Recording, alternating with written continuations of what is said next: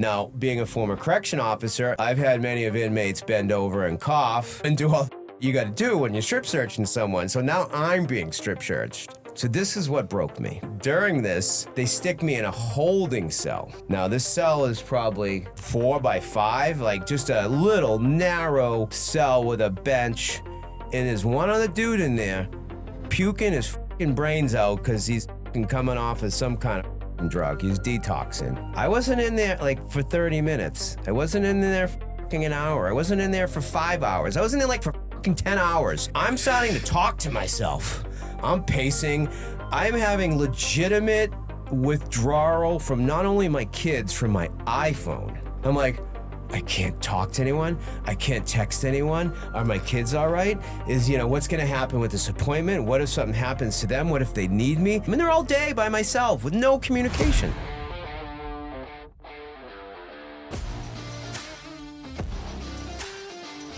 You have an insane resume. I mean, one night on 60 Days In, correctional officer, private investigator, charity work, just so much. It's like my brother sent me, our researcher sent me this bullet point list. I'm like, holy shit, this is going to be a good episode. Yeah. It's weird. When I met my current wife number 3, she asked me to describe myself, and I just said I'm dysfunctionally normal.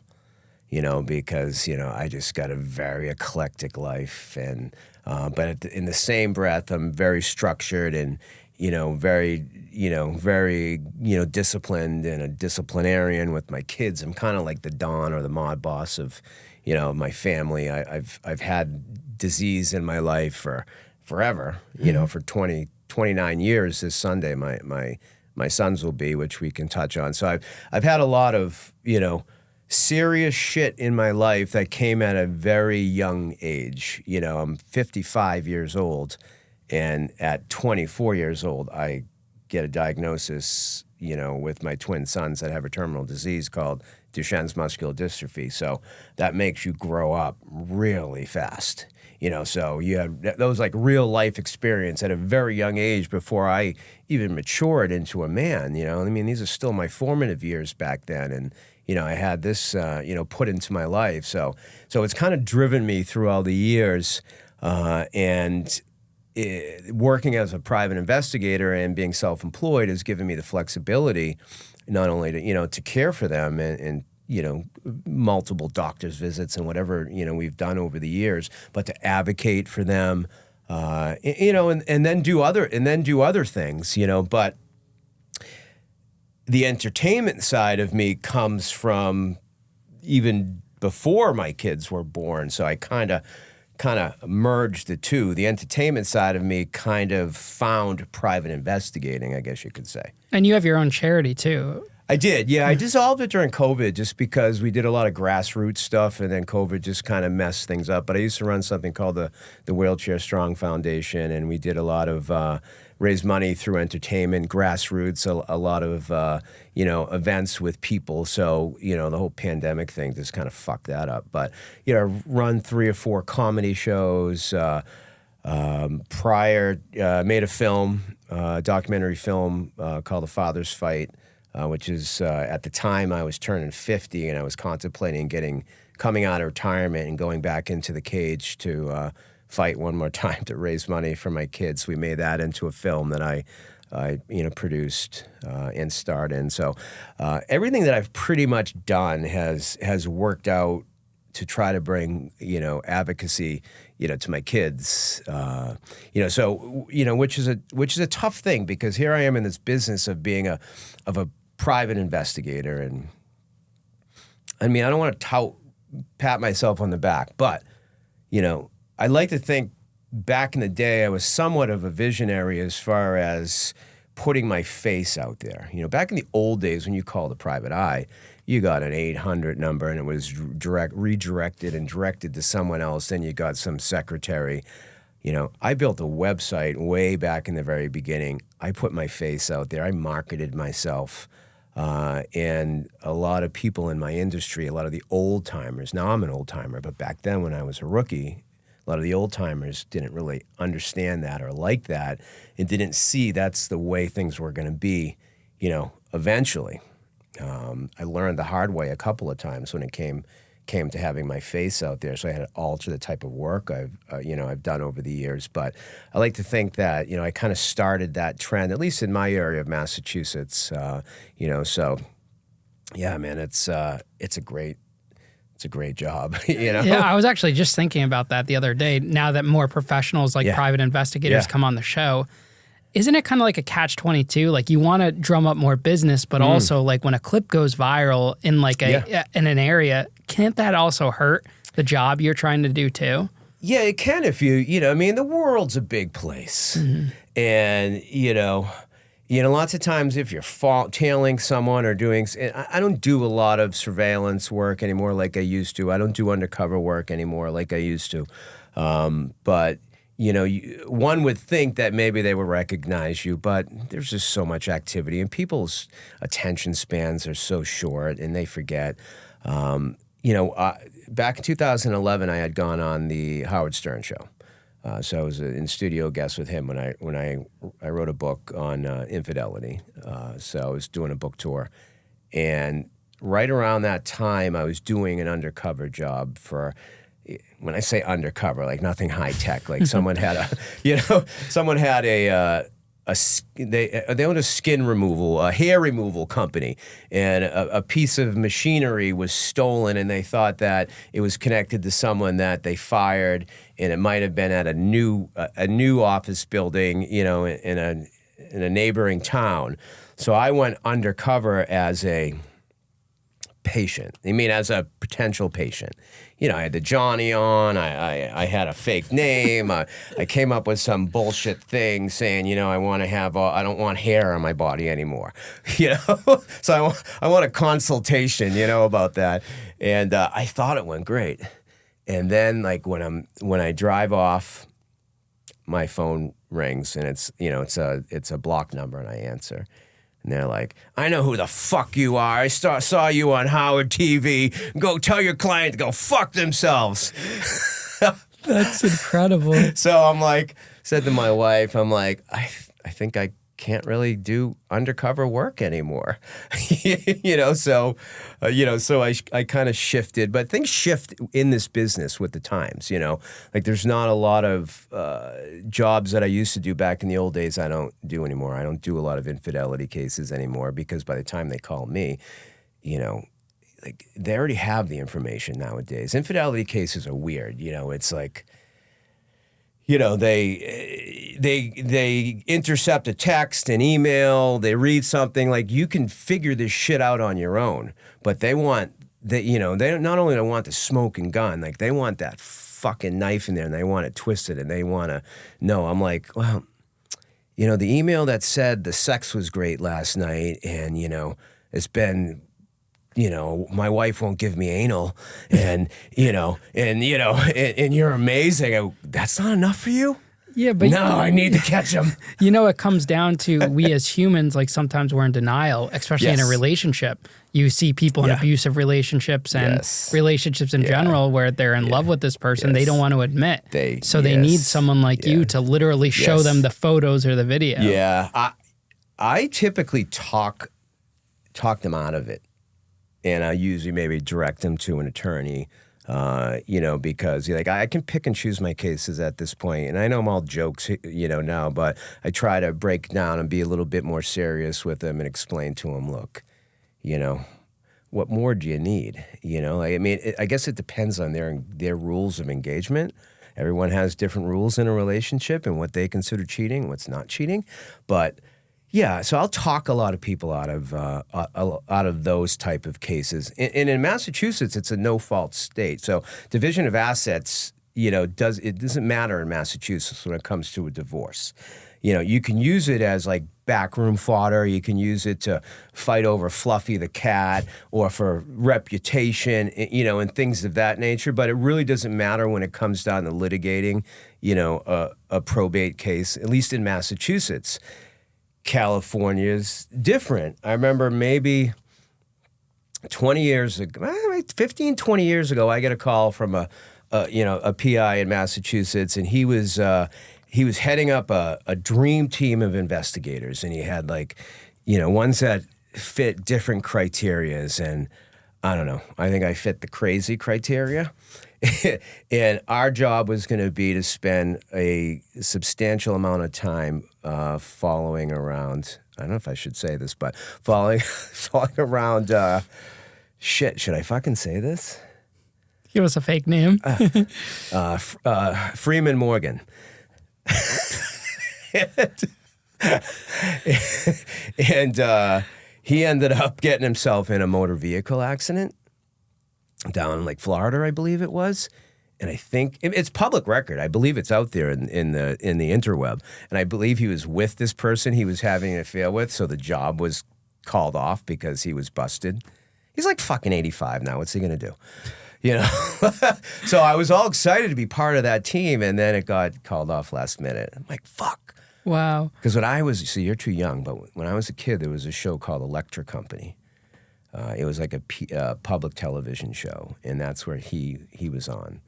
And so I remembered him from... See, I just know him from Batman. You just know, yeah, right, yeah. Yeah, you know him from Batman. So I knew him from magician yeah, movie, right? too. So that was, so that's a case where, where division of assets made a difference in the state of California.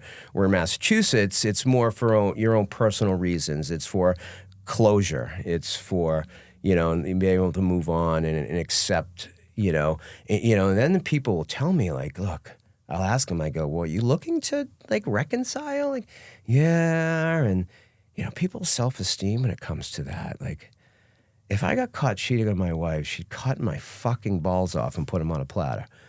Like, I mean, but some people are just, because they're financially dependent, or there's a lot of different things. They don't want to break up the family or break up the kids, but lots of times in those situations, the kids sense that the relationship's shitty, and it's worse for the kids, and it's healthier for the kids if they have, two healthy, functioning parents that might be split. Yeah. And so I try to get into the psychology of it with people when it comes to infidelity. But what's the most entertaining way you've caught someone, or the most entertaining thing you've seen in an infidelity case? The most entertaining thing I've seen in an infidelity, oh gosh, back in the old days, I followed someone into a hotel room and knocked on the door, and they opened the door, and I just fucking take 3 steps in and snap a picture and run the fuck out. Is that legal to do nowadays? Can you do that? I did that in the 90s. That's like what we see on TV with PI. Yes. Yeah, so I did that once or twice back in the day. I didn't pull the old room service. Wow. Just knocked. Yeah, so I caught one guy. I wrote about this in my book. I caught one guy. I had a woman call me from Utah, I believe, and her husband was coming into town. So I had it all set up. She believed that he was having an affair with someone, but she didn't have a lot of intelligence. She just knew the flight he was coming into Boston Logan. So I brought one of my other agents with me, and I had a photograph of this person in Logan Airport, which is a shit show. So I had him inside the terminal waiting for this guy to come off. I'm outside just kind of circling around just in case, like, he catches a cab or whatever the case may be. And my agent's like, calling me, Mark, I fucking see this guy. I'm like, he was seen getting on the plane. He's on the plane. Look at your phone. You have a picture of this guy. He's like, no, he's not here. I'm like, are you fucking kidding me? You missed him coming off the terminal? I was going to fire this guy that worked for me. And so I'm at the same time, I'm communicating with my client because in today's day, as opposed to the old days, your clients expect you to communicate with them almost instantaneously. Back in the old days, pre-cell phones, you had a little more wiggle room, and then you'd reach out to them maybe after when the case is over. Now, like, they're constantly blowing up your phone, wanting to know what's going on. So I reach out to the client. I'm like, my agent can't find him. And she's like, well, I just found out he's renting a car. So we fucking beeline it over to like Hertz or one of those within the airport. And we go in there and we're staring standing in there inside the where they rent the cars, and there's this ugly fucking dude dressed as a lady looking at me, like Adam's apple, like just like this fuck. I said to Jay, I'm like, this fucking cross-dresser checking me out, and then I'm like, holy fuck, that's the client. So he went into the bathroom, changed into drag, and changed. I call it going from, these aren't the real names, but I called in my book going from Dick to Dixie. That's great.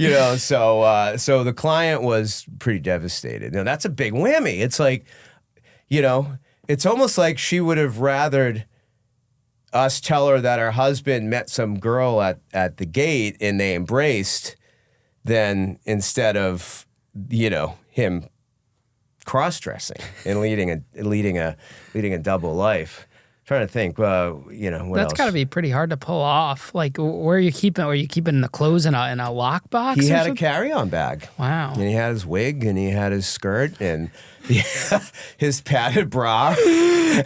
Catching a cross-dresser. Right? Wow. I mean, again, I don't want to offend anyone. To each his own. I had another case. I had a guy that used to hire me every year. He was from Canada, and his wife would come down every year to go to a nursing convention, and this guy was just obsessively jealous. And I call it, I call this case I call myself a professional stalker, because sometimes you kind of cross that line in that gray area where, if you're following him so much, you feel like you're stalking him. So like this lady is, every year goes to a different part of the country for a conference. So I was traveling everywhere. I was just like, I went to Alcatraz one year, and Atlanta, and Baltimore, and Florida. Like, it was like a vacation. And she never was cheating. Ever cheating. And he's like, and then I'm starting to get, and you know what my disguise was? Like, every city I went to, I just bought their ball cap. Yeah, Atlanta Braves, Texas Rangers. That was my disguise. Yeah. And I followed this woman so much, she probably should have recognized me. So I was starting to get a complex about myself. I'm like, does she think I'm attractive? like she doesn't even notice me, And one year we went to New Orleans to follow her. She's with a girlfriend. And there's one of those parades. It wasn't Mardi Gras, but it was one of those other wacky parades. It was like a real sexual parade. It's like people marching with all kinds of dildos and rubber vaginas and stuff. And my client's just blowing my phone up, driving me insane. And he's like, what you doing now? What you doing now? What you doing now? And at that very moment, she's just innocently standing there, and someone put a rubber penis in her hand. I go, she's got a fucking cock in her hand. He calls me up. He calls me up right away. What are you talking about? I go, she's at a parade. He's like, oh. He's like very passive aggressive, and Now, these people that probably pay you thousands of dollars to do that. Yes. Why don't they just get divorced or break up or like that's crazy. For all those reasons, kids, finances, afraid to maybe be alone. Things like that. This is we're going years back. Like I said, I don't do a lot of infidelity cases anymore. I'll pick and choose them, but for the most part, I won't. Only because, like I said, they can find out on their own. If there is travel involved, all right. So that's a different thing. If you still get the woman that's home with the kids, and the controlling husband that controls the finances. And, or they'll call me up, be like, I really need to follow my husband. He's coming into town for a business meeting. And I quote him, and they're like, he controls the money. So they even have a hard time trying to come up with a retainer to pay me. So I try to I give back a lot in my business. I'll do a lot of stuff, for free. I believe in karma, and certain things, back in the old days when my kids were little. My kids are now 30, 28, and 18. When my kids were really little, I don't want to use the word use, but like I was so active with my kids that I'd always answer my phone, So if I had a woman call me and she's like, I'm, I'd answer and I'd be like, excuse the noise in the background. I'm a single dad and I have my kids in the back and we're going to the park. And she's like, oh, that's so sweet. I'm calling about my husband who's not paying child support and he's a fucking deadbeat. I'm like, hook, line, and sinker. Like, this thing's perfect, So I used to get a lot of those cases. But, empathy with people, trying to talk to them, to communicate, give back. I'm very careful what I do now as an investigator for people. I'm starting to find out that a lot of my website profile, my web cases, maybe 7 out of 10 seem to have mental health issues. Mm-hmm. So I have to kind of wean those ones out, which bothers me. It's a sad thing to see nowadays with, I've been, this is my 3rd decade doing this, and I've seen a lot of different changes when it comes to mental health, functioning people, corporate America people, lawyers and doctors, and, that call you up and they seem legit and they're like, I'd like to investigate someone's been breaking into my house. Well, have you contacted the authorities? Is there any forced entry? Is there anything like that? No, there's no forced entry, but I know they're coming in. I'm like, oh God. That's when I usually give like 2 or 3 names to my competitors that I don't like. I just fucking call them, they'll take care of you. So you see a lot of that with people, and it does make you sad, And then if they don't hear what they want to hear, then it gets even sketchier. Yeah, I bet you that's why like the Ring alarm business and security cameras in general business is booming, because you have people that think like that. They're always very cautious.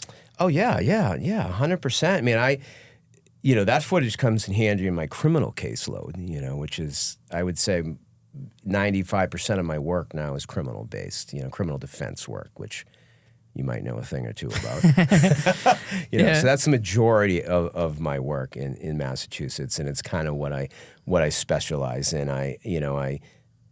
I'll pick and choose my private cases now if it looks like a good case. Like last fall, I had a guy call me up from Arizona.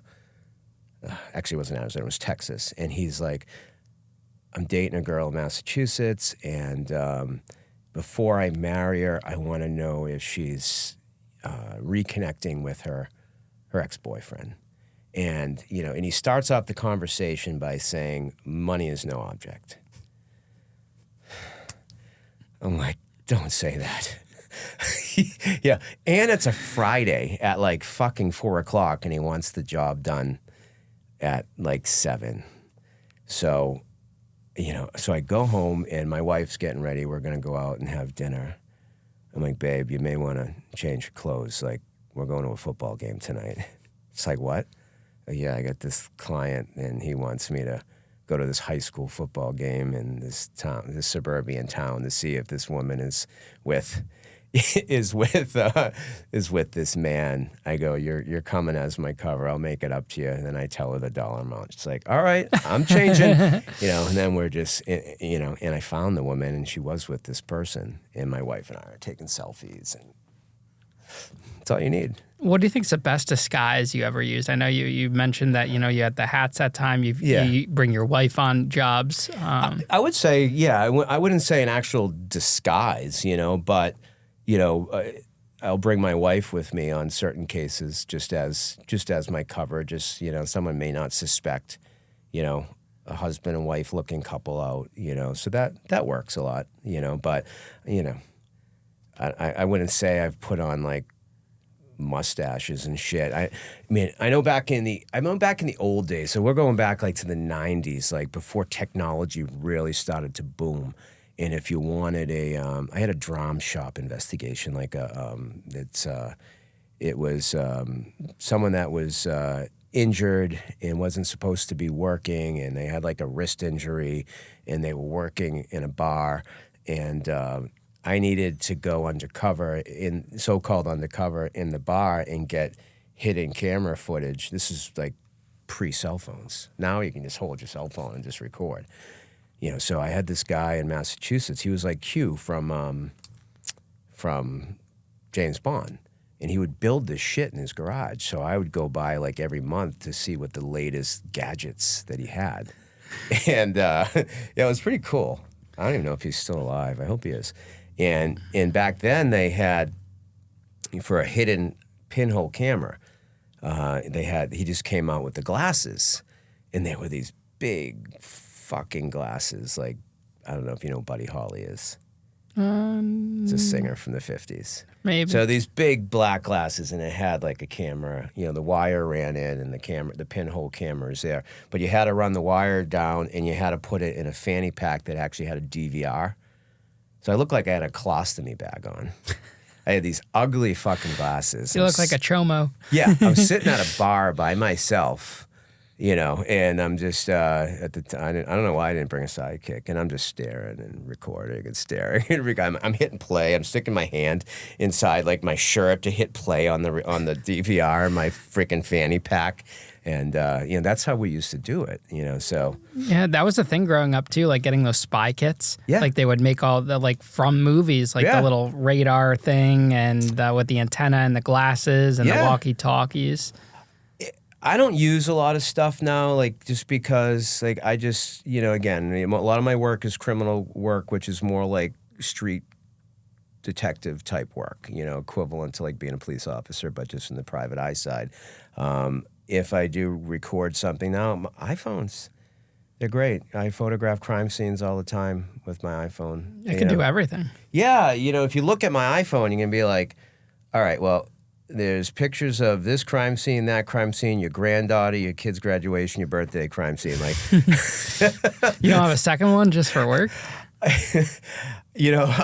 I probably should, but yeah, because can't your phone like get subpoenaed or anything like that? It could. Yeah. This is gonna have to look at my granddaughter. So I feel like there's this stigma in in the correctional officer world and private detective world that individuals that take those jobs are normally because they had a failed law enforcement career. Or at least from like an inmate's eyes, we would always kind of think that. What was it for you that got you into PI? So out of high school, I ended up going to this community college for law enforcement. I didn't know what I wanted to do in the 80s. And a corrections officer exam came up. One of my friends in town told me about it. So I took that job as I went through academy and I took that job as a CO. And I hated it. Like, I fucking hated it. But to my dad, who's this like old school Italian guy, and my mom, it was like a state job. It's like working at the factory. You got benefits, and this is 1989. You got benefits and a steady paycheck, and back then it was tough. I went through boot camp. Boot camps were a little bit different in the late 80s than they are now. And I went into, I worked at the state mental hospital for the criminally insane at 19 years old. Really? So here I am at 19 years old working the graveyard shift. And, with people that are, whatever, 20s, 30s, 40s, 50s, 60s, 70s, and up, whatever.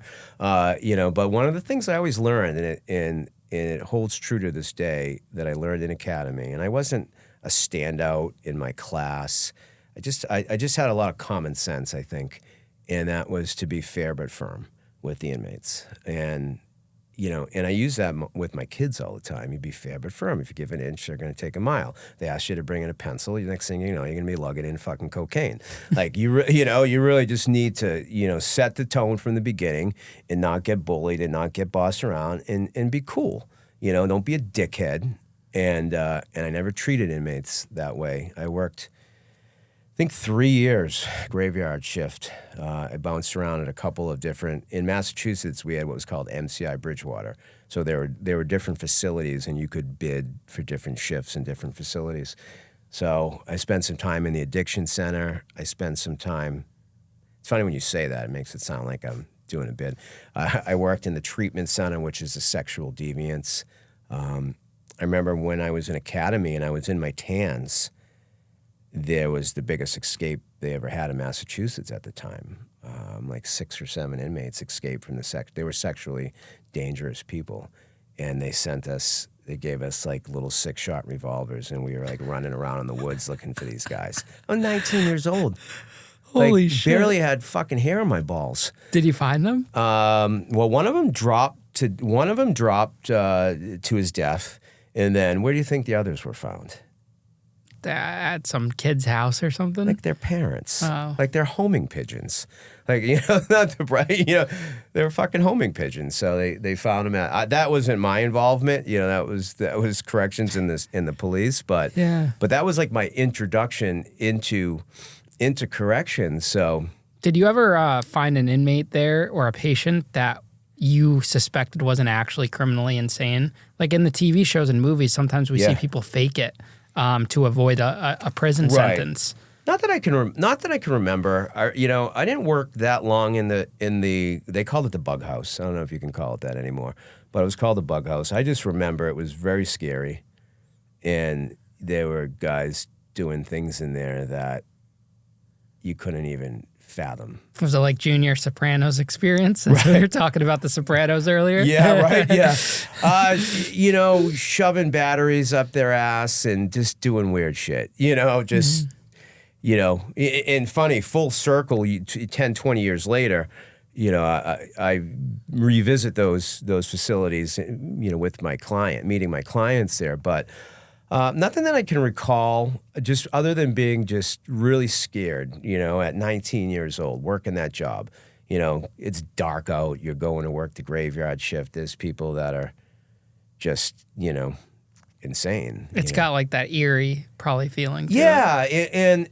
And the buildings are old, and they have the skeleton keys, and it's like what you see in the movies, at least in the facility that I worked in Bridgewater. So, but again, my dad thought it was the coolest thing since sliced bread. I'm making at the time $35,000 a year, which is big money. I had great health insurance. I had an awesome stereo. It was living in my parents' basement. It was great until one of my buddies called me up and he said, "Mark, I'm doing a modeling pageant down in Rhode Island this weekend. Will you come with me?" And this guy's name's Tracy, good-looking guy. I go, "Tracy, I'm barely 5'7". I walk on my fucking toes. You want me to do a runway?" He's like, "Yeah, there's going to be some Hollywood casting agents there." I'm like, "Fuck, all right, let's do it." So I ended up going and doing this with him, meeting a couple of casting agents, and then reading some sides, a script, and then getting invited to go out and live in a mansion in Hollywood for 4 months to train to be an actor. Holy cow. And so now picture the real world before anyone thought to put a camera in a house. So, of course, they were recruiting. It cost money. So I think at the time it was like $3,000 for 4 months. You lived in this mansion. There were 7 guys and 7 girls that didn't know each other, all model type people stuck in a house up in the Hollywood Hills off Sunset Boulevard. Went to my dad. I'm like, "Dad, I'm leaving the prison. No more corrections." And I'm leaving the jail. I'm going out to Hollywood. I'm going to be living with these 2 gay guys. Like, one's a gay casting director and one's a gay, manager. And we're going to train to be actors. And he's, can I say this on the podcast? I guess. He goes, "What are you, a fag?" This is an old Italian guy, that didn't know anything better. And I go, and then I'm thinking to myself, he's probably regretting that he adopted me. I grabbed the wrong kid off the shelf. I should have grabbed the other kid. I had to grab the eccentric kid. So I left. I left the jail and went out to Hollywood, packed my shit, went out to Hollywood. I lived out there for almost a year and a half. I trained and studied to be an actor and worked like menial jobs. I worked delivering pizza. I worked I don't know, have you ever been out to Cali? Yeah, of course. I worked at this place called the Flowering Tree on Santa Monica Boulevard, which was like, and Santa Monica Boulevard is a very progressive street. And to each his own. I found it flattering. I'll tell you another story about this gay guy in a second. But remind me, I found it flattering. It didn't bother me. Here I am, this kid from Whitman, Massachusetts. You know, it was my... And you know what I think helped me is my corrections training. Because these guys were legitimate. The casting director was a little washed up at that time, but had casted for some really good shows. But were there agendas with these people? 100%. Was there a little grab ass going on here and there with these guys, with the straight boys in the house? 100%. But I remember one particular night we were swimming up, in a rooftop pool in L.A. at this party, and one of them tried grabbing my ass, and I said, "You touch me again, I'm gonna break your fucking nose." But again, to each his own. I didn't care. It was my corrections training where if you allow a little bit just to try to get ahead, and that's not what you are or what your convictions are, you're going to get taken advantage of. And I knew some guys that were part of that. It was called the program. Part of those guys that were part of that program that ended up, I think, doing some things that they got, blackballed with eventually, from exploring or experimenting when they weren't that way, thinking they were going to become famous. And I wasn't about that. I think my corrections training really, really paid off. So while I'm, after I graduate this little program, and I ended up moving to the hill, in the valley, and I'm working at the Flowering Tree over in Santa Monica, going back and forth. And then I'm like, look, now we live in this like little apartment complex that looked like where the Karate Kid lived. It was kind of cool, And I remember one day coming home saying, I am sick and tired of serving wheatgrass. I'm sick and tired of getting hit on every day, although I found it flattering. I'm sure Harvey Weinstein might have been hitting on me. I probably could have 10 movies, on my IMDb Pro right now if I wanted to, but I chose not to. I had left my fiance to go out there and do this, and was loyal and faithful, and wasn't going to sell out to become famous. So I came home and to the apartment, and there was a phone book sitting there. Second time I've mentioned phone books on the podcast. You love your phone books. I love phone books. That's all there was. Yeah. So there's a phone book there, and I opened the phone book. It was fate. And there was an ad that said, Itani Florence Investigations. And it was this guy with a magnifying glass. I'm like, that looks fucking cool. Now, I had left the prison. I had left the community college studying criminal justice to go out to be an actor. My father's like, you just gonna come home already? I'm like, no. And I called. It wasn't even like a help wanted. It was just the phone book. It was someone advertising in the Yellow Pages. I called it up. On my kids. Guy Douglas answered. I said, my name's Mark. I'm from Boston. I need a fucking job. So I said to him. He's like, I like your attitude. Now, this guy could have been a fucking serial killer for all I know. It's like, meet me in this parking lot, like off of Sepulveda Boulevard tomorrow. I'll pay you $20 an hour, and you can ride with me. The rest is history. Wait, $20 an hour back then? Yeah. That's great money. Yeah, right? That was fucking phenomenal probably money. Cash, too. I'm serving wheatgrass for whatever, $8 an hour. $20 an hour. Yes. So I ended up riding with him, and he ended up training me to be an investigator. Fast forward 25 years later, he wrote the foreword in my first book, and we still stay in touch. I was the best man recently in like his 6th wedding. So that's where you get the marriage issues from. Your original mentor. Yeah. It all adds up now. My original mentor asked me to be the best man in his wedding about a year ago in Nevada, and I'm like, I was honored. And then I said to him, like, well, where am I on the food chain? Like, why wasn't I asked 2 or 3 weddings ago? But I guess family first. Yeah, do you have the same best man for multiple weddings? How does that work? Well, I had the same best man for my first and second wedding. My best friend Frank, who owns a few restaurants, Brack's Tap and Grill in Massachusetts. And I said to him, Frank, sorry, but we're going to elope, my current wife and I, because I went back and looked at the footage, and you gave the same speech at wedding 1 and wedding 2, and it's your fault I got divorced. That is funny. So I didn't have a best man on my third. So yeah, so I ended up working for this guy Douglas. I ended up training. He trained me to be an investigator. And then after like a year and a half, I ended up coming back, and my dad's. Now I didn't quit the prison. I had just taken a leave of absence, for an extended period of time. So I could have went back if I wanted to. And my father's like, "Are you ready to resume your life? Go back to the factory?" And I'm like, "No." I go, I'm submitting my resignation papers, and I want to be a private eye. It's like, are you fucking kidding me? So that's what I did. I ended up freelancing. I knew the areas that I wanted to do, and I worked for like 7 or 8 different agencies around the state.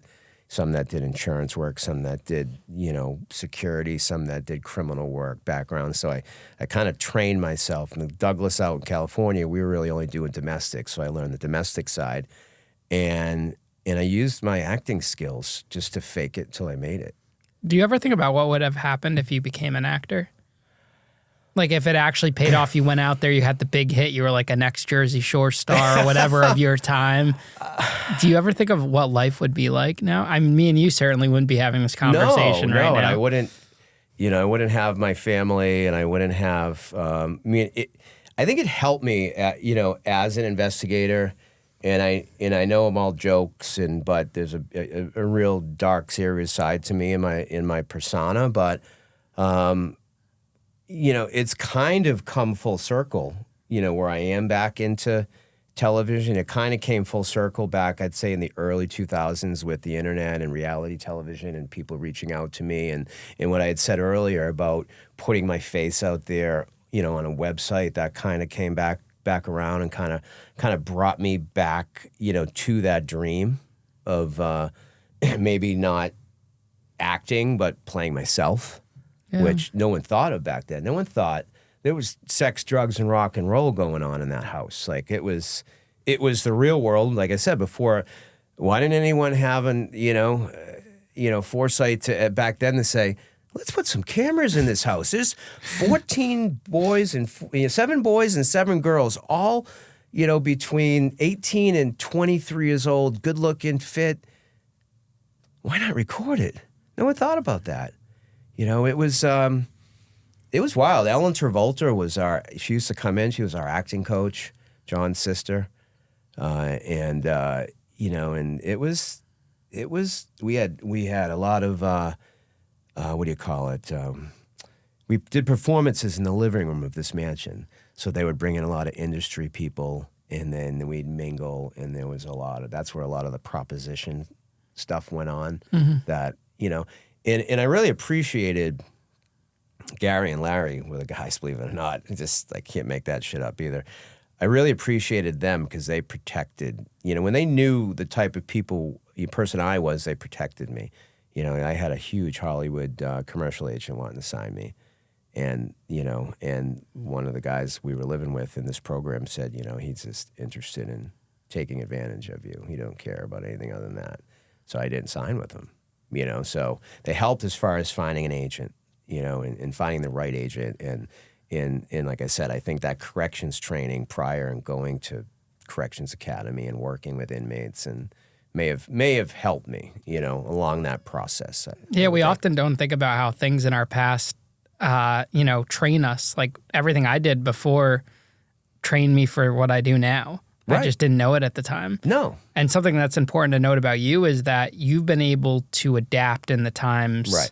Which is why it probably contributes to your success. You see a ton of businesses where they're still not adapting. Right. And you have to adapt. I mean, look at the people that won during COVID, during the pandemic, the grocery stores that adapted. Yeah. And that changed the atmosphere and stuff. Oh, yeah. They became super successful. Yeah, 100%. Because it's all about adaptation, and that carries over to, private detective work too. And 100%. And, I may be a private dick, but I'm not a dick.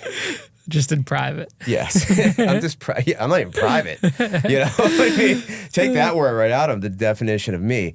But I always treat people with respect. I care about people. I care about my clients. I think where I lacked in certain things, I made up in other areas as far as my strengths go, as far as starting a business or, being compassionate or learning how to figure things out. I look at my youngest son who just graduated high school, ultra smart, never really struggled through through school, but I see other kids that struggle the way the educational system is nowadays. And I think back to when I was a kid and I struggled a lot. I barely, I was like that close to the short bus.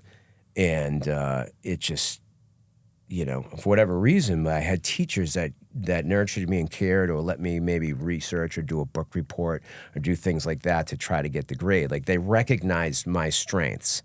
So I know my weaknesses. I still have weaknesses to this day, but I know what my strengths are, and I work on those strengths. Like it's hard for me to sit and read 6,000 pages of a discovery that comes my way on a murder case or something. Like my brain's going every which way, but I know how to, use my strengths to try to be able to figure it out. I guess it's like someone that's dyslexic that can actually get through school because you adapt in different ways. And, I think that helped. And, like I said, as an investigator, as a young man, I had, seriousness in my life with disease. So, never judge. People just go through hard times, and and I try to, I like to help them. I don't even judge, my criminal clients. Like I respect a lot of my criminal clients more than a lot of people. Because especially ones that turn over new leaves in life and like to change and learn and just shit happens to people, man. And don't kick the person when he's down. No, like I feel like I got kicked so much when I was down. That people are angry that I was able to pick myself back up.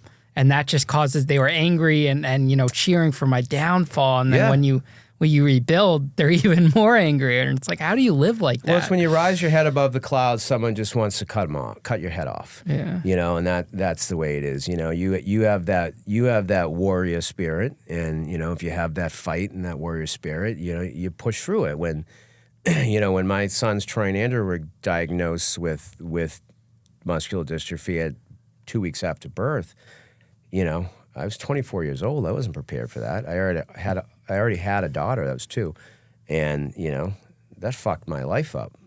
But you just gotta push through, and fast forward now, they're almost 29, and they are thriving, I think, because they see my strength and they see how I don't give up, and I think they emulate that, which is pretty cool. In your detective work, have you come across parents that leave when they have a child born with an illness?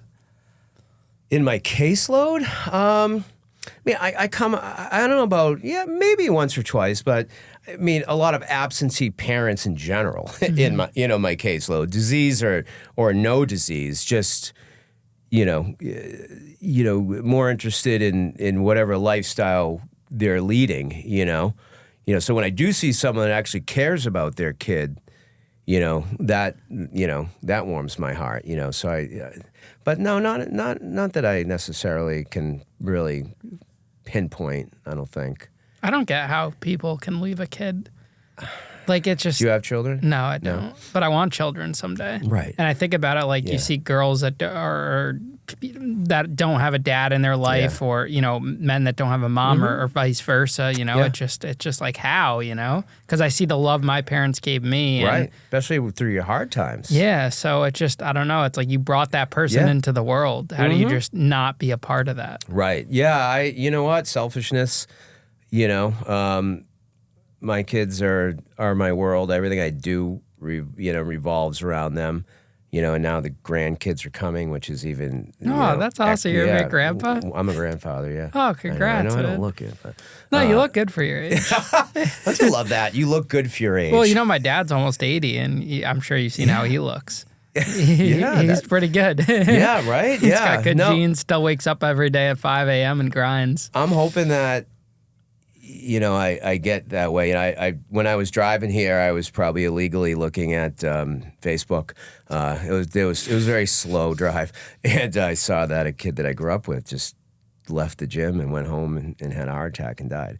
Holy shit. 53 years old, and I'm like, holy shit. Wow. It's like tomorrow's promised to no one. You just got to live life. My sons who have muscular dystrophy, they know what their diagnosis is, but their diagnosis doesn't define them because you don't know what's going to happen. And they'll probably outlive a lot of healthy people, just because they have the will and the spirit, to do so. But yeah, I mean, kids are great. Especially being adopted, saying, that I always wanted to have my own child because I wanted to see what my spawn looked like. Do they look like you?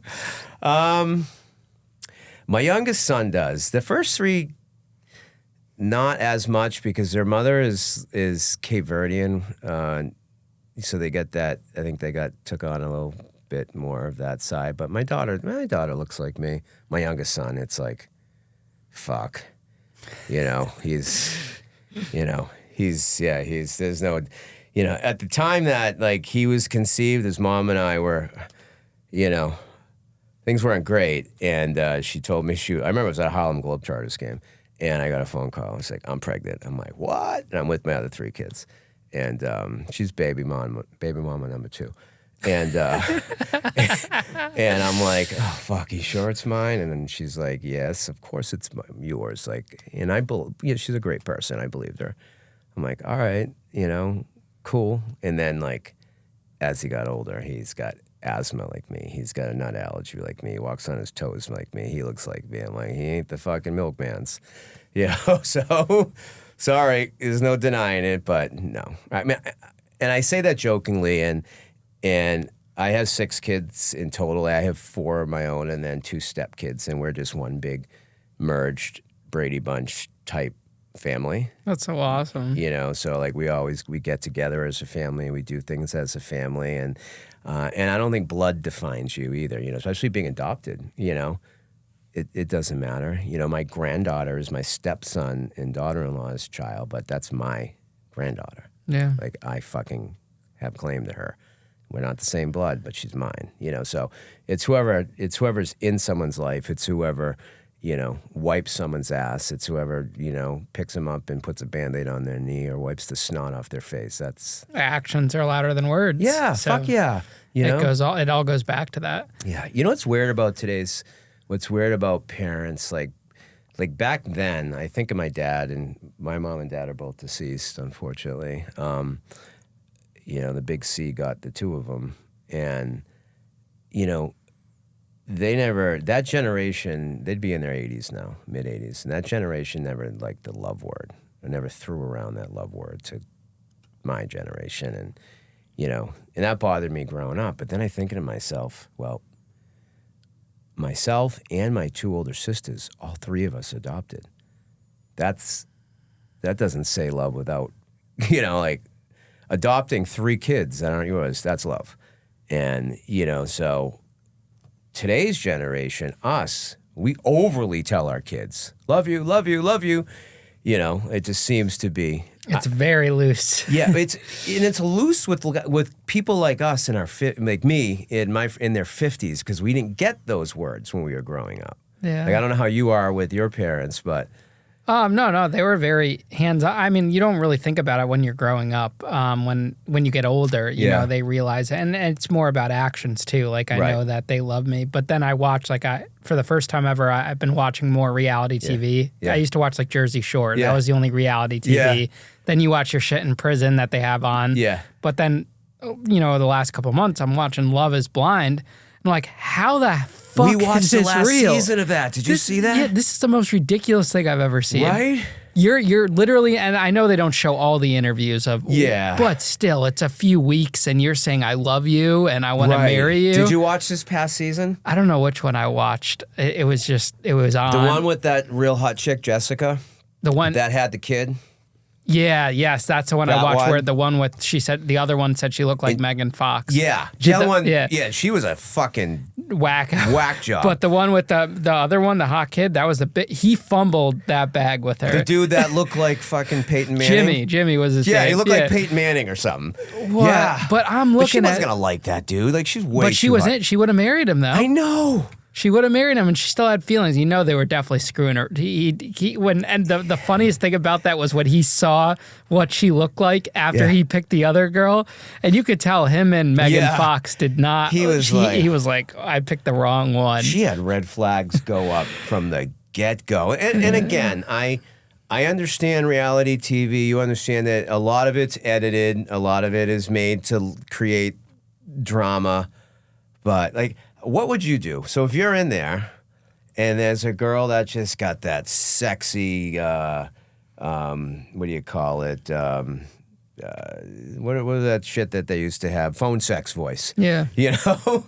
But then you meet her and she's like a fucking tank. Well, so as I've not that there's done- anything wrong with being a tank. No. But like she's not what you like. No, What so would you do? As I've gotten older, I've realized personality is huge. Like I've is. gone on dates, like I've been catfished before where, you know, like Yeah. the girl looks a certain way, she's putting up old pictures and you go and she doesn't look like that anymore. Oh my God. And filters, I've, you know, but I've connected with her personality and I still would end up sleeping with her and it was still a Right. fun time, but I wouldn't go back to her because the chemistry wasn't there. Right. So I think that's what it comes down to. It's more Yeah. chemistry, but I could never do a show like that telling someone I love them and agree to marry without, unless they're paying me a ton of money.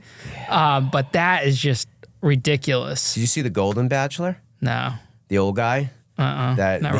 he ended up they ended up divorcing like a month later. To Because me, they couldn't bring their worlds together because they were at opposite ends of the world with families. So I don't even know if the creators of the show are going to try to do another one. My wife and I like that's one of my biggest things I struggle with my wife is like we're best friends. We get along. Everything's great. I've been married for 10 years now, and she just gets my personality. And she just texted me and said, "Break." She's like killing herself as a nurse, and I'm sitting there having laughs, on a podcast, and that's how fucking cool she is. And like we struggle with finding shows to watch together. Like I'll watch old shows. She watches whatever she likes. Action movies. I like sappy movies where you cry, and but we've kind of come to an agreement with like this reality TV, like what do you call it, like this salacious TV, and we just finished the one with the soccer players. Have you seen that one? Mm-mm. Love Undercover. There's all these love. So it's like a bunch of hot chicks, like influencing chicks from America, that are hooking up with a bunch of guys from Europe because they want like a European guy. And that these guys are undercover. They just think it's a reality show. They're coming in from all their different parts of Europe and they're camping out in LA and they have to go on all these dates and pick each other, but they think they just work regular jobs, but they're multi-million-dollar international soccer players. Wow. So, one girl's like, One guy's backstory was he was a contractor, but he was like a 3-time Olympic medalist, like mega millionaire. And she's like, ugh, I don't know if I want to date a contractor. Then they reveal it at the end. They're like, oh fuck. So it just shows the shallowness that like this whole I don't know how I would handle it. This whole influencer world that you young kids live in, and these girls like just pretending they're something like they're not. Yeah, my friends ask me that all the time, like how real is, because I'm kind of somewhat in that world with just like who I interact with, and a lot of it's fake. Oh my God, it is. I see people posting pictures from weeks ago, or like they are invited to this party when really like they had a friend that knew a friend that dragged them, or they're not making money. They rent for an hour. They rent a boat for an hour to take some pictures, or sit in someone's private jet. Yeah, and people get roped into these things. It's tough to find someone for real. I met my current wife. We met online. believe it or not. Tinder? No, Tinder wasn't even around. I don't know if you're supposed to swipe left or right. Like, I have no clue. No, I believe it or not, we met on Plenty of Fish, which is like wicked ghetto, isn't it? Yeah, we used that in prison. Did you use Plenty of Fish in prison? You use POF in prison. That's what they used to scam women in prison. Oh, really? Yeah, because they're all swiping, getting them to put money on their books, and guys would make like a schedule. We're going to call this girl on this day, this time, and it's crazy. It's a hustle. It's a prison hustle. Really? Yep. Guys would have back-to-back calls with these women from POF. So I should be on a POF commercial because I'm like a POF success story. Probably the only one in America who's ever gotten married from POF. Because like I went on it just for shits and giggles, and I saw my wife on there. And I saw where she was from, her hometown. It happened to be the same hometown as mine. So then you just do, first of all, I wouldn't say I have superpowers, but I have the ability to find information out on people. But I try not to use my utility belt for personal gain. I try to let things happen organically. But I looked her up on Facebook, and we had like 50 mutual friends. So I'm like, all right, so then we hit up on there first, and then we ended up DMing on Facebook, and then we, met for a drink, and the rest is history. Yeah, we met at a local bar, and we met just on a Sunday night, just something. I remember because I thought she wasn't gonna, she was gonna not want to go out with me because it was one of the greatest comebacks in Patriot football history. They were playing Denver that night. And they had come back from like 30-something points, and I'm like, this kind of kept looking up at the team. I'm like, shit, there's got to be a Patriots. You want to go with me for a drink, and there's a Patriots game on? Yeah. This part of Connecticut, you're probably not a Patriots fan. No, we're Patriots up here. It's split. You got Patriots, you got Giants, you got Jets. I grew up a Patriots fan. All right, cool. Yeah. So, yeah, she's like, she's like, tell me about yourself and this and that. And like, we're talking. And like, I was somewhat intimidated because here I am divorced twice prior. I have 4 kids, 2 with a terminal disease, a very, bad disease. So I was a little insecure, and she's a beautiful girl. And, and she's 8 years younger than me. And I was like, wow, what's wrong with her? She likes me. It's a bald head. I wasn't bald then. Oh, you had hair? I was forcing the fucking thin hair. So it was even worse. I look back at like when we met, I'm like, you fucking liked me back then with that hairdo? Like I looked like Shemp from the Three Stooges. Like the wind came and it was like my bangs like. So finally, one day I was sitting in my living room, where we were all sitting around the living room, and I'm sitting on the sofa down low, and one of my twins was behind me, and he raised his wheelchair up. And he took a picture of the back of my head, the fucker, and then my phone like beep. And I look, he took a picture of the bald spot in the back of my head. I'm like, you fucking asshole. So I got up, I got in my Jeep, and I ran down the street and I shaved my head. I haven't shaved my head. I'm like, this is it. I'm bald. And you never got hair back since? No, I love it. I love I shaved my head before I came here. Lots of times, like I miss patches and shit. My wife would be like you got cancer or something, like will you fucking put a mirror to the back of your head and like, please. Yeah. But no, I like being bald. And, it's all good.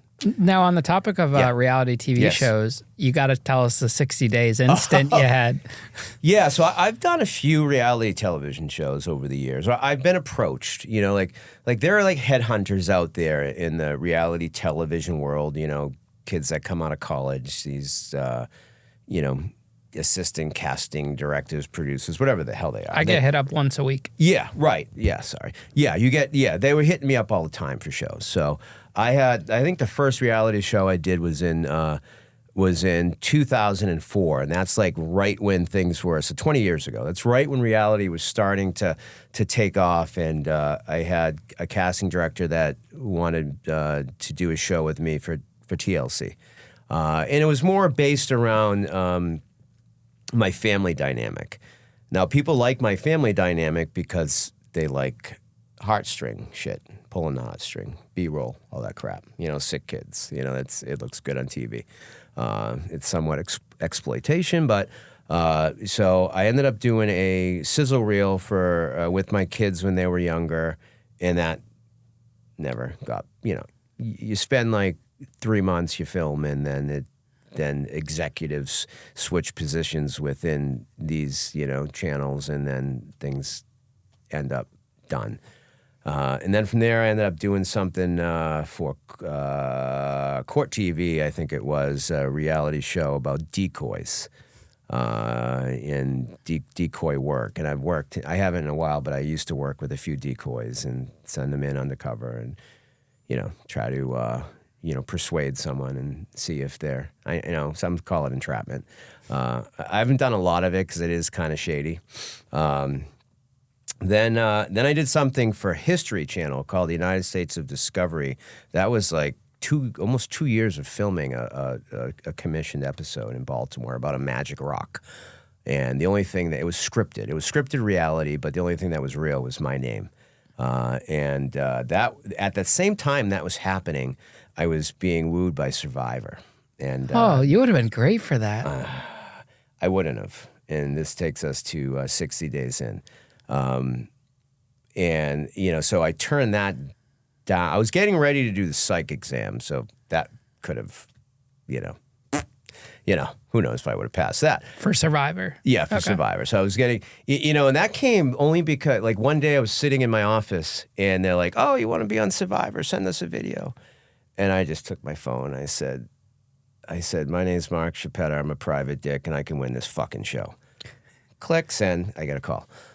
Millions of people, so I chose to not do that because I thought I was going to go to series with this History Channel show. We thought we were going to get commissioned for like 10 episodes, and it would have been a game changer. It would have been a life changer for me. And again, there's two sides. Yes, I enjoy the spotlight. I like being in front of the camera, but I also look at what the exposure it will bring to my life and my kids and my cause, which isn't, that well-known of a disease.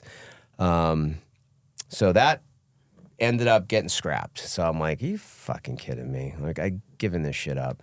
So then I get a phone call from the producer of the 60 Days In.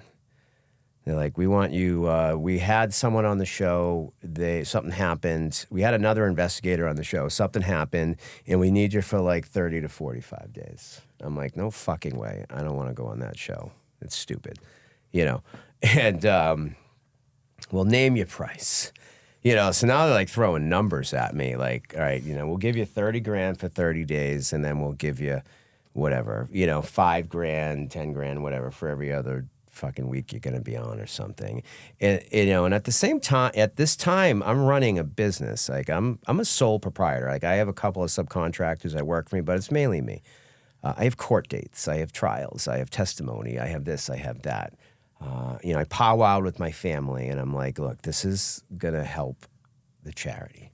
It's gonna. At the time, I had the Wheelchair Strong Foundation, and I go, it's gonna bring exposure, but I was regretting it and saying yes all along. Like I just didn't want to do it. They ended up coming out to Massachusetts. I signed the contracts. They come to Massachusetts. They end up doing all that B-roll shit, interviewing all my family and stuff. That was like a week. And then finally, it's D-Day. Like, it's time to go out. I'm going to I think it's the I think it was the final season. I think the show might be over. 60 Days In? I think so. No, they still recruit people. They're still doing stuff? All right. So I was in Pinella County. It was in the Mexican border in Arizona. So they're like, you're going to be in this jail. We need a backstory, all that. My name was Troy Stevens. I was going in for attempted murder. I was out on vacation golf trip with my buddies, and I fucking hit someone with a club and tried killing them or something, So I was being held at this jail. That was a pretty violent jail, right in the Mexican border, pretty violent jail. County jail, not a prison, but a jail, It's the holdover before, you get sentenced and you go where you're going to go. But some of those places are pretty rough. Yeah. And so then they fly me out to Arizona. I spend like 4 or 5 days in a hotel, and they're doing all the B-roll shit. Just like tugging on the heartstrings, like this room, the hot lights and the camera and the, tell me what it's like to have kids that have a disease, this, that, just the bullshit, And so at the same time, we had been waiting for, I'm not making excuses. Like to this day, my wife gives me shit about doing this, and my kids. At the same time, my twin sons, Troy and Andrew, were on a waiting list for a drug, like an experimental drug for their disease. And it so happened that they got called to go in this study like that week. So my head's like getting all fucked up because, the truth of the matter is I can't be away from my kids. Like, it fucks me up. I can't be away from them. Not for, I can't be out of contact with my kids. I found out one night in jail, that I can't be out of contact with my kids. My disabled children, my sons, my twins, because their world revolves around me. They live independently. They have staff. At the time, they weren't living independently, but I run their day-to-day life. I run their appointments. I run this, I run that. But my daughter was like, we got you covered. Their mother was helping out. Their stepmother, my current wife, was helping out, and like, we got it covered, Then like the day before I'm getting ready to go undercover, the van breaks, and I'm like, just losing. And, then I get browbeaten for 3 days with with all this B-roll shit. And then I'm just like, fuck. So D-Day, it's like we're picking you up at 2 a.m. Well, prior to that, I got my last supper like I was fucking going on death row. So I got like In-N-Out burger, and they fucked that up. They put that sauce on it, which I didn't even want. So I threw that shit in the fucking trash. I'm like, all right, what else could go wrong here before I go to jail? And so I meet him, and we meet out in the desert at like 4 a.m. because it's got to be a real discreet location because nobody knows. And within the show, they think there's some kind of documentary going on in there at the time. And the only people that knew were the people that were transporting me, that I was part of the show. So therefore there's no, they're locking you. They're double locking you in the back, and it's like I'm a retired cage fighter, but me sitting here talking to you, I feel like a pussy. All right, so because you got my ass kicked when it comes to prison, So they come, they lock me up. It's like an hour ride in the back of this fucking SUV, and I'm just like, oh fuck! I'm like, what the fuck am I doing? Like, I make a lot of money as an investigator. Why am I going on this stupid show? My kid's van, the doctors, this, that. I'm like, all right, you can do it. You can do it.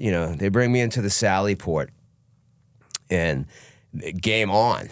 I'm Troy Stevens. Then they process me.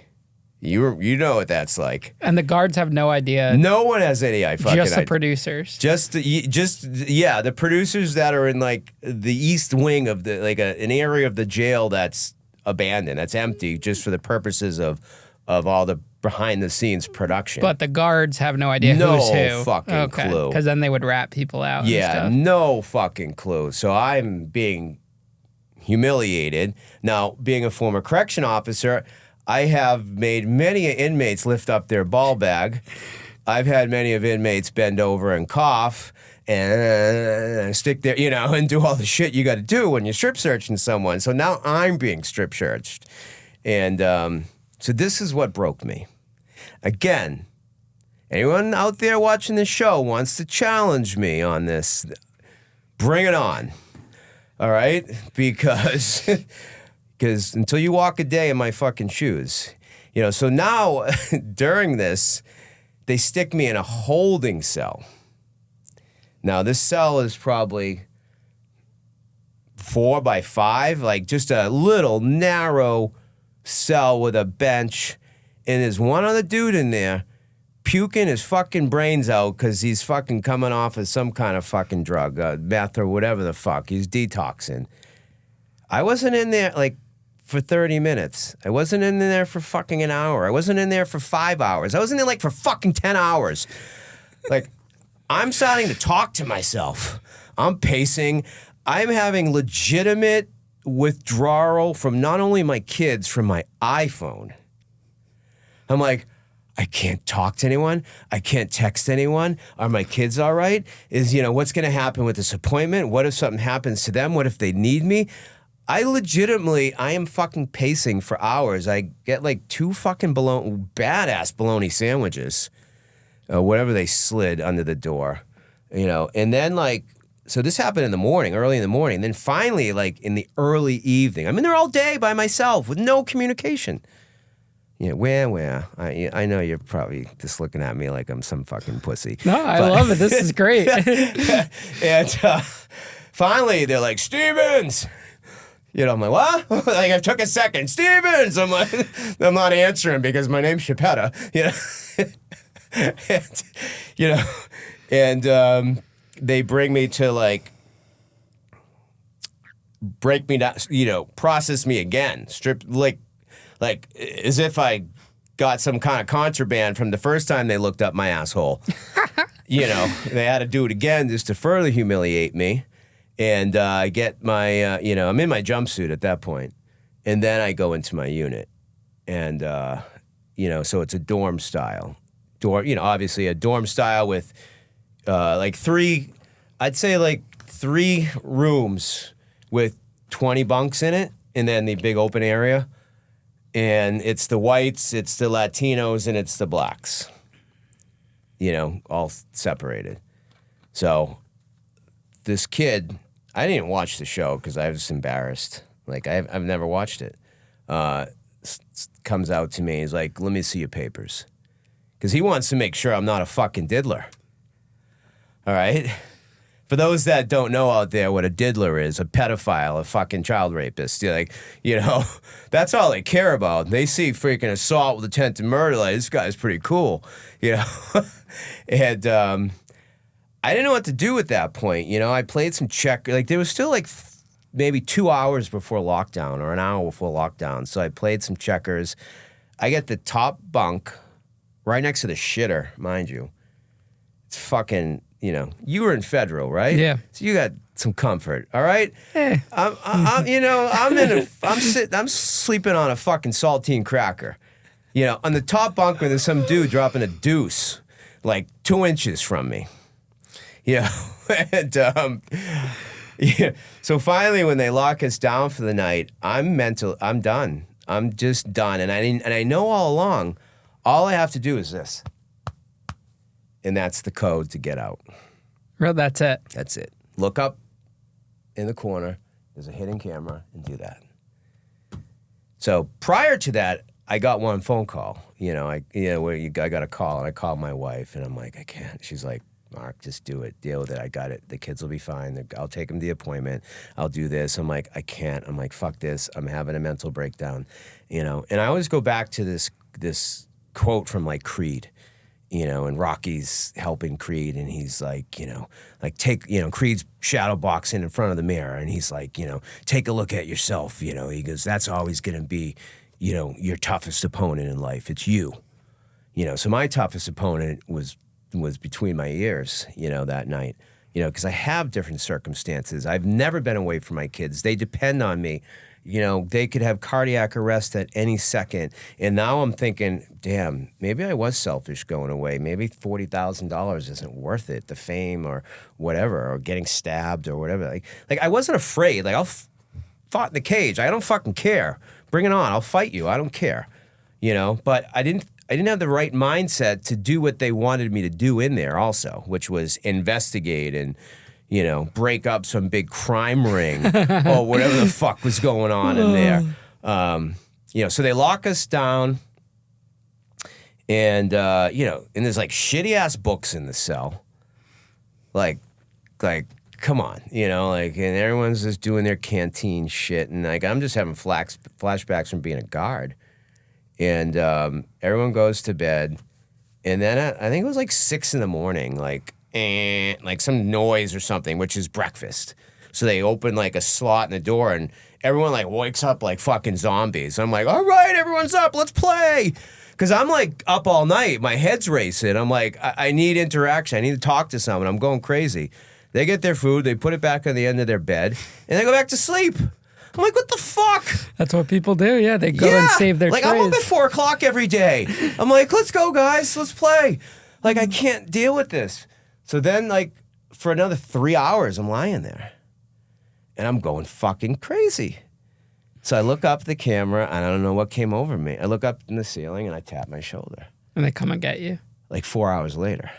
So you could have been dead or something. Yeah, like 4 hours later, they're like, Stevens, you got a lawyer visit? So they walk, and they got to cuff me. They got to make it look real. They walk me down one hallway. They walk me down another hallway. They walk me down another hallway. And then I walk into this room. And that big fucking dumb motherfucker who's on Fox News all the time, that sheriff with the cowboy hat. The fuck's his name? You know what I'm talking about? Yeah, I think so. Oh, what the hell is he? He's on for the border all the time. He's going to probably call me out. He's like fucking screaming at me. The producers are screaming at me. What the fuck are you doing? They have my wife on the phone. Tell him to stay. Tell him to stay. And then this guy, and then the sheriff. Oh, God, what the hell's his name? Then the big sheriff is like, I know about your sick kids. They'd be disappointed in you. So I'm fucking lunging at him. I'm ready to fucking fight this guy who's like 6'5". And I'm going to end up in jail for real. Imagine that happened. Right? You knock him out and you got booked and then you're back I'm sure he's in hindsight, I understand why he was pissed. I'm ruining a television production. Yeah, there's a lot that goes into it. There's a lot that goes into it. I get it. I understand why he was mad. They have my wife on the phone. She's like, if he says no, he says no. There ain't no convincing him. She's like, can I get back to work now? Mark and his silly games, And then they did an exit interview for like 3 hours. What, that same day? Yeah. And then they just dumped me off at the fucking airport. Did you ever make it onto the show? I don't think so. Oh. No, I was there at night. I was pussed out. And you got no money for that one day? No, I got I think altogether I made like $5,000. It's pretty good. Right? Yeah, right? But I almost felt like I was going to be blackballed, because, but... So to go back to you saying you'd be great on Survivor, yes, my personality would be great on Survivor. I have circumstances in my life where if I can't, have my phone or have communication with I realized at that point... So then so when that all ended, I ended up having a vision to write, documentary film called The Father's Fight, which is about my life, and I incorporated my time in prison, in jail. The one night. The one night in jail. And hey, how long did you do? Almost 3 years, like 27 months. All right. So we probably have done about the same amount of time in jail. You were a corrections officer at a mental institute. Yeah. You were eating some cornbread and Jell-O the whole time, enjoying yourself. True. All right. I'm not trying to downplay your prison cred. No, I think about doing those reality TV shows or 60 Days In. The money's great, but at the same time, if I had did a reality TV show instead of because I had an offer to and it didn't end up working out, but that was the best thing because had I taken those 2 months off from building my social media, I wouldn't have what I have now. Right. So sometimes that short-term payoff is not worth it in the long run. Yeah, and I regretted it, and it made me realize that, and I'm not, I have a tough guy persona, but, I cry every day over my kids and, in this disease. And I thought that was going to be twofold. I'm like, this is good money. It's going to bring exposure. But I realized that, and my family would have taken care of it. My wife would have taken care of it. My daughter would have taken care of everything. Everything would have worked out. In hindsight, barring a medical emergency, everything would have worked out. But at the time, that's probably there's 2 times in my life where I've had mental breakdowns. It's once when I thought the IRS was going to come arrest me, and the other time was the other time was when I went to prison for a night. So those are the two rough patches in my life. Hey, those are fair. Yeah, right. Yeah. So it worked into my documentary. My documentary helped a lot of people and changed I think a lot of lives. Father's Fight about me. Cage fight. I used to cage fight every year to raise money for my kids. So that was one of my hobbies, I guess you could say. And mission, not even just a hobby. It was a mission. It was a mission. Yeah, yeah. I used to do a radio show locally in Massachusetts, and I had I had dabbled, you know. I was doing a little jiu-jitsu before jiu-jitsu was even popular. And I know here down the street, you know, you have the former UFC champion. Glover Teixeira, who's a legend. But this was like kind of before a lot of that took off. There was things called Valet Tudo, which I think Valet Tudo stands for anything goes, which was bare knuckle, more like pancrase style, and it wasn't what you see now on television. And I was 29 years old, and the training was popular. One of my buddies was doing it, and I was dating this chick, and she challenged me to fight, and I did it. I fucking bare knuckle fought. A real renaissance, man. 8-minute match, man. I bare knuckled. Had a bare knuckle match in a warehouse down in Rhode Island, you know, with a bunch of Hell's Angels. Wow. And I'm like, all right, I lost, but I survived. Hey, as long as you get in there, you're doing more than most people. Yeah, you know what? I was 29 years old. I was supposed to fight a kid my age who I was a wrestler.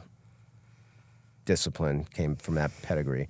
The other kid was a boxer, and this is how the sport was back then. You mixed the mixed martial arts. Now everyone is well-rounded and knows everything. Back then, I really only knew wrestling, and this kid only knew boxing, and he got hurt a week before. They're like, well, I'm like, I told my girlfriend I'd do it.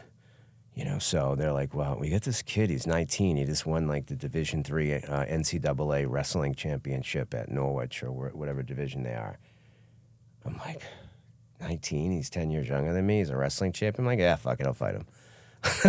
So we ended up beating the shit out of each other for 8 minutes. We took an ambulance ride together. And now you got a good war story. Yeah, and then I took 5 years off from doing nothing, just kind of got fat. And I had a guy on my radio show challenge me to fight, give me $5,000 to raise for my kids, for my charity. Because I was always promoting my charity. And I'm like, all right, I'll fight. So now the sport's evolved a little bit more. I ended up fighting. It was still in a ring, but I ended up, I lost that one too. But it was close. I fought a kid that ended up going into the UFC.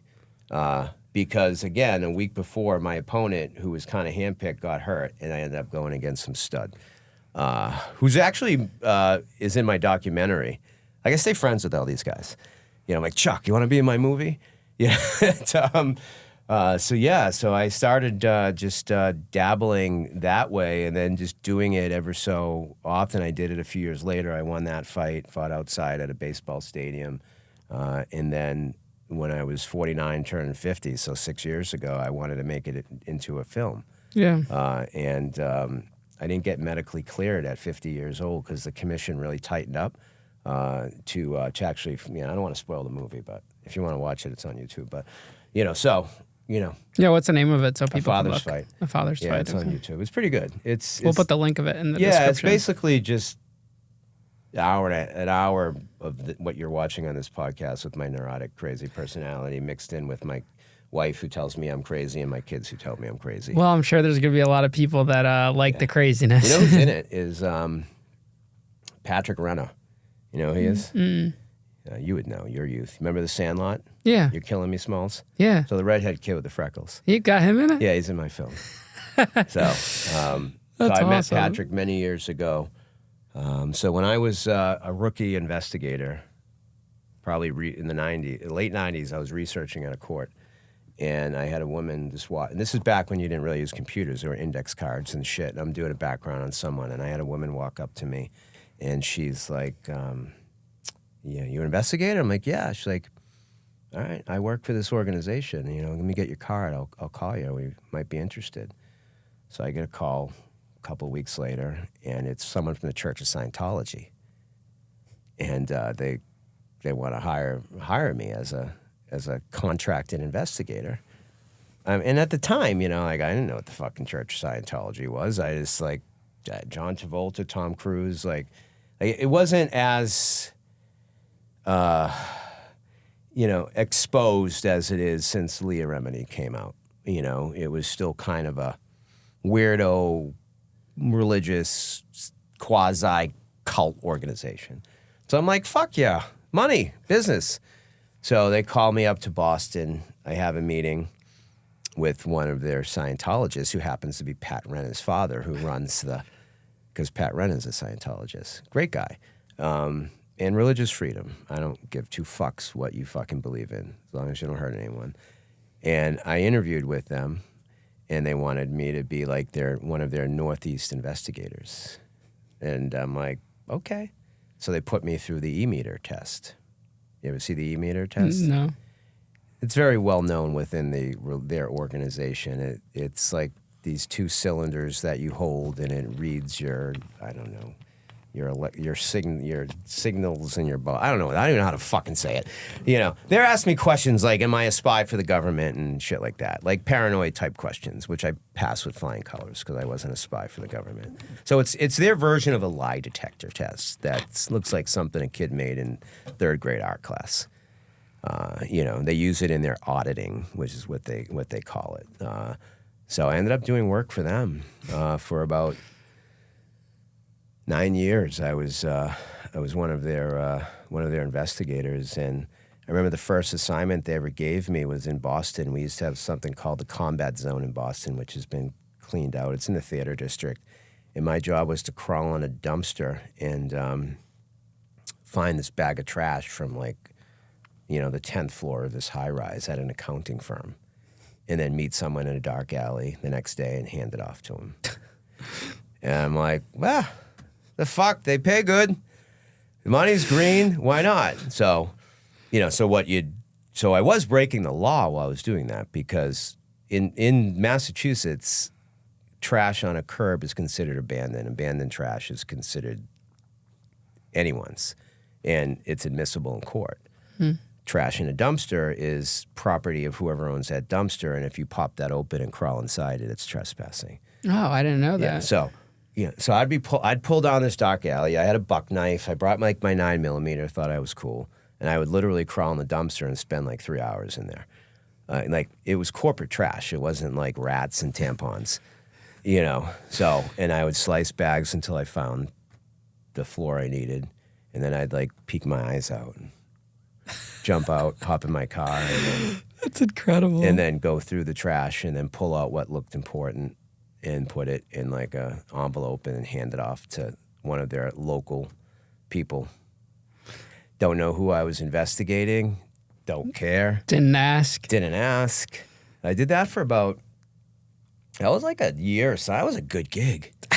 You know, they called me Squints from Sandlot in prison. Oh, people called you that? Yeah, they called me funny. Squints, the prison guards. Oh, that's funny. Pat's a super great guy, and you know, so I ended up meeting him through his father, and never had any issues with him. You know, like, I've been out to the Celebrity Center. I've bumped into Tom Cruise at the Celebrity Center. I've done close protection on John Travolta when he's come to Boston. Like, no, like they have different levels of investigators, and you're seeing more now that the investigators are being exposed as, you know, as stalking and harassing people.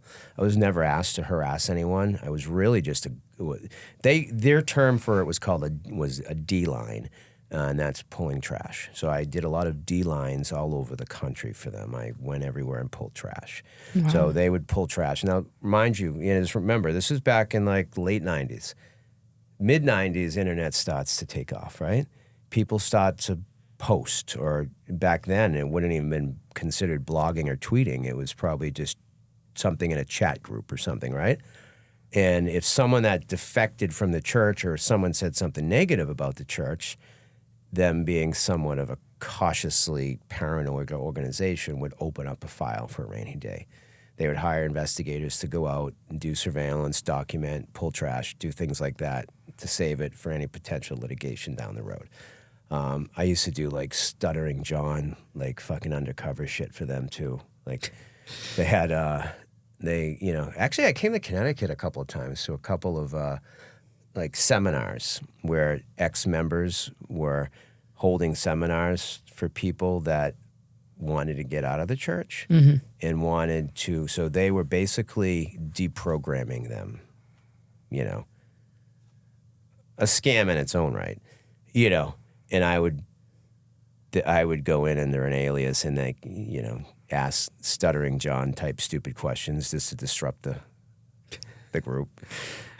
You've had such a crazy career.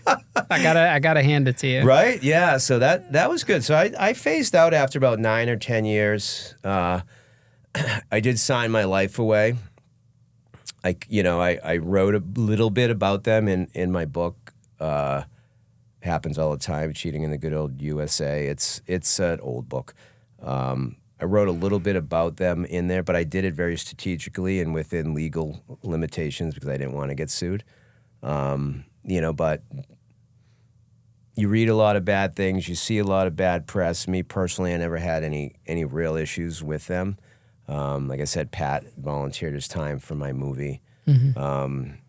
And I don't really know any other famous ones, but it was a good gig, and they paid well, and it was I was just a contracted help, but I only knew limited things. Like I think they had other investigators that were, closer to the, to whatever. Scientology detective. My name's online about. So after I had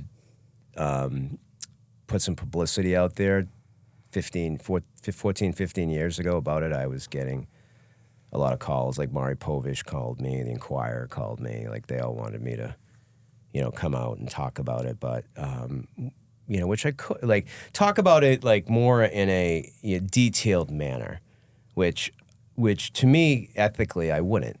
I'm not going to do that in a detailed manner just to get fame or to make money, because there's client confidentiality there. Mm-hmm. And if they hire me and they hire me to keep something private, then that's my job to keep private. And if I go out and I expose the things I worked on for them, what's someone going to say that wants to hire me for something else that sees me, squealing, about a case or specifics of a case that I worked on? So I that's where I drew the line, ethically with them. I'll talk loosely about them. I'll talk about what I did, that my experiences weren't that bad. People will come at me and say, well, you know what they did to this person, you know what they did to that person, and that private, I did that. I don't give a fuck, all right? I never had any bad issues, and I never did anything that I felt crossed the line. It was everything within investigative means, surveillance, pulling trash, photographs, research, things of that nature, which, so I had a decent run. They handed me Dianetics the first day, and I couldn't get through page 2. I told you I had a learning disability. I'm like, fuck this. I'm not drinking that Kool-Aid, but, if it helps people, so be it, right? Well, Mark, thank you so much, man, for coming on the show today. My pleasure. You gave us so many different perspectives from your time just over the last, 30, 40 years. Correctional officer, reality TV star, 60 Days In inmate, detective for Scientology, man, Infidelity detective. What a killer episode, man. And father and husband and grandfather. Those are my most important. And author. My most important roles in life. And I appreciate it. I love your show. Thank you, I'm man. Sweating my freaking. It is a little hot. It's in here. hot as fuck. Yeah, it's hot as fuck in but here. No, it's normally not this hot. It's a great show. I love your success you're having, and glad I've been able to share. And I know a lot of my friends have probably heard these stories in the locker room after jiu-jitsu class, but too bad. It's way cooler hearing it on, the Locked In podcast. And making it all professional and That's stuff. Right. Absolutely. Cool, well, Appreciate safe travels back, Mark. All right.